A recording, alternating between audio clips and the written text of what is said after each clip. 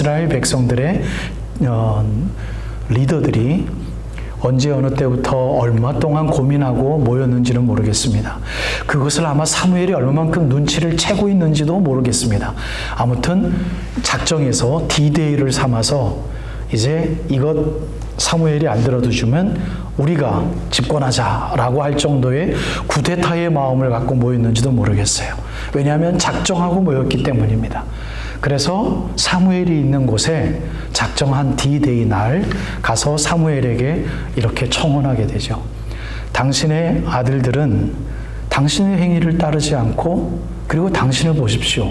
너무 늙었잖아요. 그래서 당신이 이제는 순회하면서 정치를 못해서 얼마나 힘들면 당신의 두 아들을 부엘세바라는 지역에서 동시대에 사사를 그렇게 세워서 당신 가족이 이렇게 하고 있지 않습니까? 당신 언제 죽을 줄도 모르는데 이거 큰일 났습니다. 그러니 이거 어떻게 하면 좋겠습니까? 라고 방법을 사무엘에게 물어봤으면 얼마나 좋았겠습니까? 아마 그게 하나님이 원하시는 방법이었는지도 몰라요. 사무엘이야 이러면 이거 큰일 나지 않았습니까? 이제 당신 얼마 이제 있으면 죽을 텐데 이거 큰일 났습니다. 어떻게 하면 좋을까요? 당신의 아들들이 이렇게 나쁘게 정치를 하는데. 그런데 이 사람들은 그렇게 하지 아니었고요. 방법을 그분들이 자기네들끼리 서로 토의를 해서 사무엘에게 방법을 레커멘합니다. 그게 바로 뭐냐면 우리에게도 왕을 세워주십시오 라고 이야기를 한 거예요. 거기다 하나 더 안 좋은 거는 알파가 들어갑니다. 그게 뭐냐면 이게 더 큰 문제였는지도 몰라요. 이웃 나라를 보십시오. 그들에게 왕이 있어서 에돔 족속과 모압 족속을 보십시오. 그들에게 왕이 있어서 정치제도가 발전해서 잘 사는 나라가 되지 않았습니까? 그런데 이제 우리를 보십시오. 당신은 늙었고 아들들은 전혀 형편없는 정치자가 되었습니다. 이거 우리나라가 정신을 차리려면 이웃 제도를 따라서 왕을 세워 주십시오. 요즘 말로 말하면 뭐가 될까요? 사무엘에게 와서 왕정 제도가 대세입니다. 이거 안 따르면 우리는 후진 국가가 될 수밖에 없어요 라고 이야기한 것과 똑같아요. 이건 대세입니다. 그리고 그것은 이스라엘 백성들이 아마도 암암리의 다른 민족을 부러워하고 있는 왕정 제도였는지도 모르겠습니다. 아무튼 사무엘에게는 이거는 쇼킹한 일이었고요. 그래서 하나님 앞에 기도하면서 이렇게 하나님 앞에 이야기를 했을 때 하나님이 그에게 말씀하시는 것이 이것입니다. 사무엘아, 기분 나빠하지 마라. 내 종 나의 아들아, 저 백성들은 너를 거부하는 게 아니라 나를 이젠 더 이상 왕으로 모셔드리지 않기 위함이다 라고 사무엘을 위로하면서 아예 접어두고 그들이 그렇게 원하면 뭐라 그럽니까? 그래, 왕을 세워라. 하지만 왕정 제도가 얼마나 이스라엘 백성들에게 안 좋은 영향을 끼칠 것인지에 대해서 뭐라고 합니까? 하나님이 사무엘에게 그들에게 경고하라. 그리고 왕정제도의 구체적인 정치 시스템을 이렇게 가꾸어라 라고 이야기를 하며 이스라엘 백성들이 왕을 원하는 것에 대하여 실수하는 거다. 너희들은 아주 큰 실수하는 거야. 하지만 사무엘아 들어줘라 라고 이야기를 합니다. 여러분 한번 뒤집어 놓고 이야기해 봅시다. 이스라엘 백성들이 뭘 그렇게 잘못했어요? 지금 장로들이 뭘 잘못했어요? 오히려 사실은 정말 천천히 잘 결정해서 나름대로 예우를 차려서 라마까지 찾아가서 사무엘 사사를 만난 거 아닙니까? 그리고 합당한 이유를 냈잖아요. 사무엘 당신은 앞으로 죽습니다. 너무 늙었습니다. 자녀들이 목회자가 된다고요? 자녀들이 설교자가 된다고요? 자녀들이 올바른 심판자가 된다고? 그네들 행위 보십시오. 그네들 앞으로 아마 리타이어 하더라도 그네들 아마 개인 금고에는 엄청난 돈이 있을 겁니다. 우리 모든 지자들이 다 그렇단 말입니다. 그들의 뒷일을 누가 걱정합니까? 다 뒷돈들을 챙겨서 얼마나 부자들이에요. 그걸 알면도 불구하고 세워주는 게 정치 시스템 아니에요? 사무엘의 아들들을 봤을 때 더 할 말이 많은 거예요. 안 됩니다. 그들은 안 됩니다. 그러니 사무엘이요, 왕을 세우십시다. 새로운 방법. 예. A가 안 되니까 B 안을 우리 한번 해보십시다. 여러분, 얼마나 리저너블하고 얼마나 좋은 방법이에요, 사실은. 사무엘의 생각으로는 생각할 수 없는 방법이죠.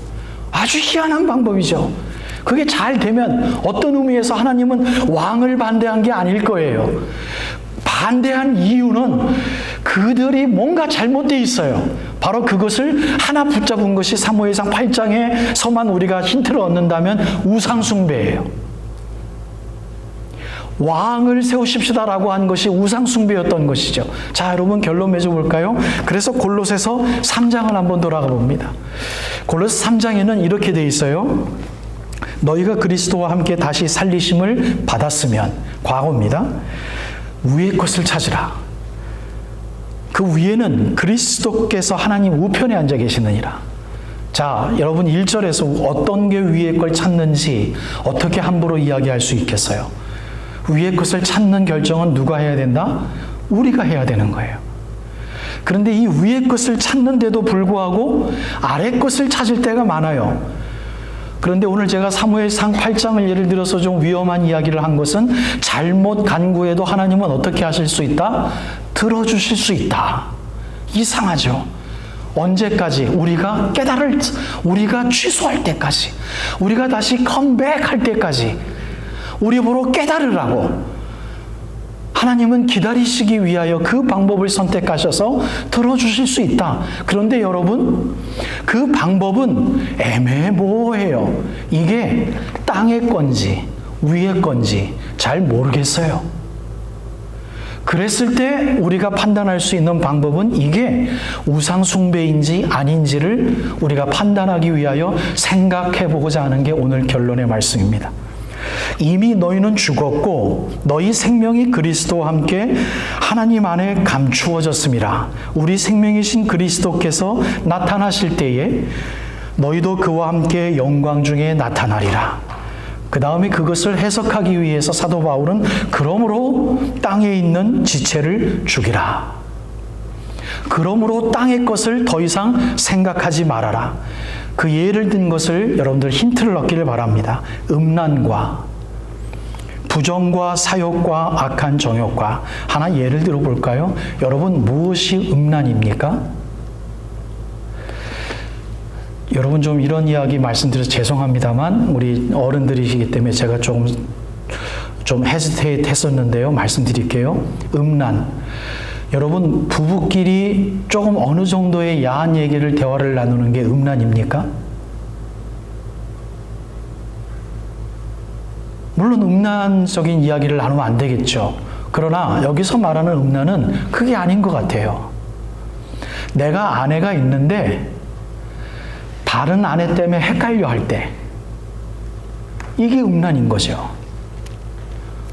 내가 남편이 있는데 뭔가 다른 남편 때문에 뭔가 섹슈얼리 내가 엉뚱한 마음과 생각을 가질 때, 이게 음란인 거죠. 근데 이것이 생각만 하더라도 하나님은 음란이라고 이야기한 거고요. 이게 생각만 해도 하나님은 이미 너희들은 무엇을 하였다? 외도한 것이다 라고 이야기를 해요. 사실은 그렇지 않은 거잖아요. 내가 아내가 있는데 다른 여자랑 데이트를 한 것도 아니고 그냥 마음속으로 헷갈려 한 것뿐인데 하나님은 거기서부터 너는 죄를 지었다라고 한 거거든요. 사실은 아니잖아요. 어울린 것도 아니고 내가 다른 아내와 섹스를 나눈 것도 아니잖아요. 하나님은 왜 이렇게 우리들에게 집요하게 강한 굵은 선을 주십니까? 미리 조심하라고. 그래서 우리는 보수적일 필요가 있어요. 무엇이든지. 그 다음에 내용을 보시면 부정과 사욕이 있어요. 악한 정욕이 있어요. 여러분, 악한 정욕과 사욕을 한번 생각해 보십시다. 여러분들이 잘 아시듯 저는 음악의 무대를 봐서 과거에 많은 사람들에게 박수를 받는 순간이 많았습니다. 한번 따져보십시다. 우리 현경자매도 반주 많이 해보셨잖아요. 하나님의 영광을 위한 피스를 치고 박수를 받을 때 그 박수를 받는 순간에 자신이 정말 생각나요? 하나님이 생각나요? 형경자매? 하나님이 생각난다고 말씀해 주시면 제 설교에 도움이 안 됩니다. 지금 하나님 생각나요? 안 나요. 진짜 그렇죠, 형경자매? 진짜 그렇죠. 맞아요. 제가 지휘하고 뭐 어디 가서 노래하고 뭐 했을 때 영광 받으시는 하나님 감사합니다. 막 받을 때 하나님이 생각나요? 그 사람은 이 세상 사람이 아닌겨. 아니에요. 와, 역시 얼마나 뿌듯하고 좋은지. 이게 어떻게 해요? 이게 사욕이에요. 이게 나쁜 거예요. 그러니 이거 어쩔 수 없어요. 너는 이미 너를 자랑한 거니까 넌 죄진 거야 라고 하나님이 우리들에게 아마 이야기하실 거예요. 그런데 그거 왜 그렇게 집요하게 우리를 똑바른 길로 가라고 굵은 줄을 주시냐면 그때 순간 한번 말씀을 생각해 보라고, 기적을 일으켜 보라고, 막 박수를 받을 때 한 번쯤 하나님을 생각해 보라고. 그 도전을 갖는 것, 여러분 레디컬한 거 아니면 그때 하나님을 누가 생각할 수 있겠어요? 말씀이 아니면 그때 누가 하나님과 교제를 나누기 위해서 생각을 하겠어요? 여러분 누군가 말다툼을 합니다. 말다툼을 할 때 하나님 생각나는 분 계세요? 요즘 분이 아니에요. 말다툼에서 나를 막 갉아먹고 나를 막 평가절하하고 심지어 내가 잘못한 것도 아닌데 잘못한 거로 다른 사람들에게 떠드는 사람들 앞에서 말다툼한다고 생각해 보십시다. 하나님이 눈에 보입니까? 안 보여요. 근데 그때 순간에도 누구를 생각하라고? 나는 이미 예수 그리스도의 죽음으로 나는 하나님의 사람이다라고 생각해 보라. 그런 하나님의 사람이 분하지만 그때 네가 어떻게 해야 되느냐라고 하나님이 무엇을 원하실까라고 단 2, 3초라도 한번 생각해 보라고. 그거는 우상숭배야. 우리가 전혀 하기 힘들지만, 전혀 이 세상 사람으로서 하기 힘든 기적의 일이지만 하나님이 그 순간에 한번 생각해 보라고 하나님의 말씀을 굵게 우리들에게 주신 겁니다. 그래서 여러분, 우리는 다 할 수 없어요. 연주자들이 하나님을 생각할 수 없으며, 여러분 부부가 끈끈내 신실하게 아름답게 삶을 살아가지만 음란의 일을 안 저지를 수 없으며, 여러분 나쁜 사람에 대해서 싸울 때 그 사람을 내가 막 평가절하하는 것 그렇게 할 수밖에 없으며 우리는 그렇게 살아갈 수밖에 없어요. 그러나 달라야 되는 것이 무엇이냐면 우상 숭배하지 말라고. 무엇입니까? 그때 그 순간순간에 하나님의 영광을 보라고. 그게 우상 숭배하지 않는 거예요. 여러분 요즘 세대에 누가 소 보고 절하겠어요? 요즘 세대에 누가 돈이 있으면 돈의 물질을 보고 100불짜리를 보고 막 절하겠어요? 옛날 시대는 보이는 거 보고 절했잖아요. 마찬가지예요. 보이는 것을 보고 보이는 것에 우리가 관심을 두면 그건 우상 숭배예요. 하나님은 보이지 않습니다. 하나님의 영광은 보이지 않습니다. 그런데 그걸 보라고. 보이지 않는 순간에 하나님의 영광을 보라고. 보이지 않는 순간에 우리가 식사를 하면서 그 식사를 공급하시는 하나님을 보라고. 우리는 어렸을 때부터 집요하게 무슨 기도를 공부해 왔습니까? 눈 감고 기도하라고. 여러분 안 믿는 사람들 속에서 한번 그 눈을 바라보세요. 얼마나 바보 같은 짓인지. 라면 펄펄 끓여놓고 뚜껑 열어놓고 김치 열어놓고 단 30초 동안 기도한다고 생각해 보세요. 눈 감고. 안 믿는 사람들의 눈으로 한번 보십시오. 우리는 너무나 유스트된 거지만 이건 미친 사람들 아닙니까? 음식 하나 놓고 눈 감고, 그것도 6명이 모였으니 목사님 기도해 주십시오. 기도합시다. 이건 미친 사람들의 모습인 거죠. 하나님을 모르는 사람들의 눈을 보십시오. 뭔가 이상한 사람들인 거예요. 보이지 아니하는 사람, 보이지 않는 하나님의 영광을 보라고. 우리 어렸을 때 1세대의 목사님들이 그렇게 일용할 양식에 대하여 감사하라고 가르쳐준 이 시스템 얼마나 귀한 건지 몰라요. 그러니 이제 앞으로 누군가 때 잠깐 기도합시다. 둘이 손 붙잡고 기도하라고 누가 가르치라면 20년 후에라면 우리가 그게 수년이 돼가지고 누가 싸울 때 잠깐 기도합시다. 그러고 아마 싸워야 될 거예요. 만약 그런 역사가 있다면 기도한 다음에 싸움이 될까요? 못 싸우시는 거죠. 이게 우상숭배가 아닌 거예요. 만약에 이스라엘 이 장로들이 라마로 가서 이게 사무엘이요, 당신 늙었습니다. 아들들 안 되겠습니다. 여기까지만. 사무엘은 사실 어떻게 하면 좋겠습니까? 그러면 사무엘이 어떻게 했습니까? 내가 하나님 앞에 여쭤보겠습니다. 아마 이래야 됐을 거예요. 그런데 이미 이스라엘 백성들은 게임이 끝났어요. 이제 우리들의 영광은 없다. 이스라엘 이렇게 가다간 5년 아닌지 10년 아닌지 망한다. 끝난다. 사무엘 죽으면 아무도 없다. 끝난다. 왕 보자. 이게 가장 합리적인 방법이다. 그들의 눈에 누가 안 보였습니까? 하나님의 권세와 그동안 이스라엘 백성들을 그때 사무엘은 또 사사를 일으키셨겠죠. 하나님이 왕이 아니라 또 누군가를 일으키셨겠죠. 여러분 그렇지 않았을까요? 여호수아가 죽은 다음에 또 다른 사사가 일어났듯이 하나님의 백성이 하나님께서 책임져 주지 않았을까요? 그런데 거기까지 가지를 못했던 거예요. 하나님은 보이지 않으니 보이는 곳으로 봐서는 이스라엘 이 나라가 망하겠구나. 여러분 하나님은 이스라엘 그 나라에 관심이 없으셨던 분입니다. 하나님의 백성을 키우기 위해서 그 백성들을 붙잡기 위해서 툴로 이스라엘 나라를 붙드셨던 것뿐이지요. 결국엔 그들의 하나님을 남모르게 하다 보니 이스라엘 백성, 이스라엘 나라를 완전히 이 땅의 역사 속에서 제하여 보셨잖아요. 결국은 1948년도에 미국의 도움을 받아서 결국 가스로 독립을 한 게 이스라엘 나라예요. 하나님 나라에는 이스라엘 나라가 중요하지 않아요. 그 백성이 하나님 나라를 얼마나 사모하는지 결론의 말씀을 맺습니다. 여러분 우리에겐 두 나라가 있어요. 하나님은 한 나라가 있으면 좋겠는데 하나님이 인정하시는 우리들이 갖고 있는 이 세상의 나라 또 있을 수밖에 없어요. 그런데 하나님은 그거를 우리들에게 여전히 주시면서 조심해라. 조심해라. 순간순간 나의 나라로 와라. 그러면 네가 있는 나라도 내가 기뻐 받아줄게. 이 세상엔 두 나라가 있어요. 하나님의 나라, 보이지 아니하는 하나님의 나라, 우리가 사는 나라가 있어요. 하나님은 원하십니다. 그 나라 너희들에게 줄게. 그런데 그 나라를 내 나라처럼 다스리라. 그렇다면 네가 다스리는 그 나라도 내 나라라고 내가 인정해 줄게.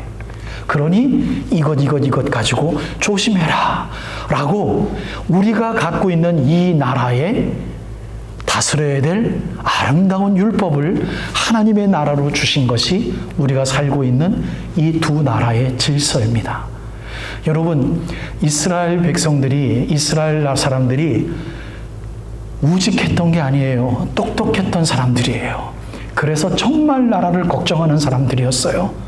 그런데 그들 눈에는 참 안타깝게도 하나님의 영광이 보이질 않았어요. 그래서 마지막에 잘못했어요.